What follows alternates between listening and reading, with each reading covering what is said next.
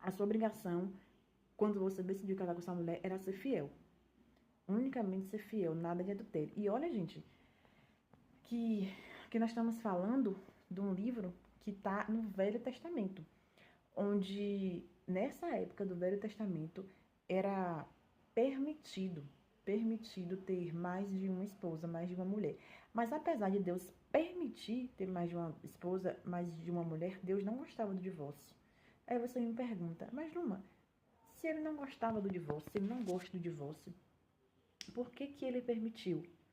Aí lá no Novo Testamento, para você ver como tudo na Bíblia está interligado. Eu não lembro exatamente qual livro em específico, mas foi Jesus. Em uma das passagens dele, né, das andanças deles pelas cidades.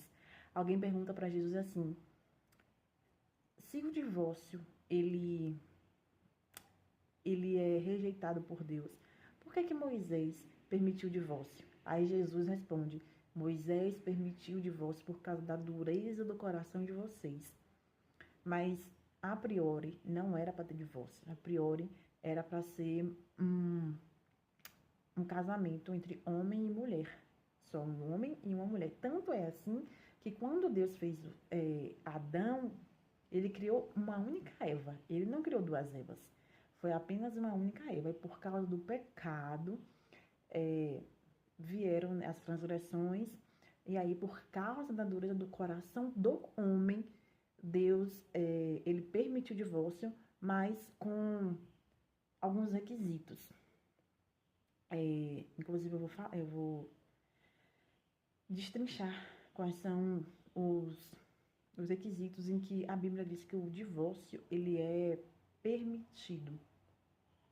Embora existam algumas palavras que não estão na Bíblia, em alguns capítulos, a gente entende que, embora não esteja na Bíblia, por exemplo, o homem não deve agredir, não está escrito assim na Bíblia, não agrida fisicamente a sua esposa, mas está dizendo que o homem deve amar sua esposa como Cristo amou a igreja. E como foi que Cristo amou a igreja? Amou tanto que deu a sua vida por ela.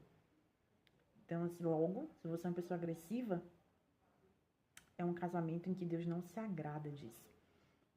Isso vale tanto para homem quanto para mulher, mas é que eu estou falando no contexto para homem, porque infelizmente no Brasil o índice de agressões físicas vem mais do homem, né? Os homens, infelizmente, hoje, não todos, né? Mas alguns agridem muito as mulheres fisicamente.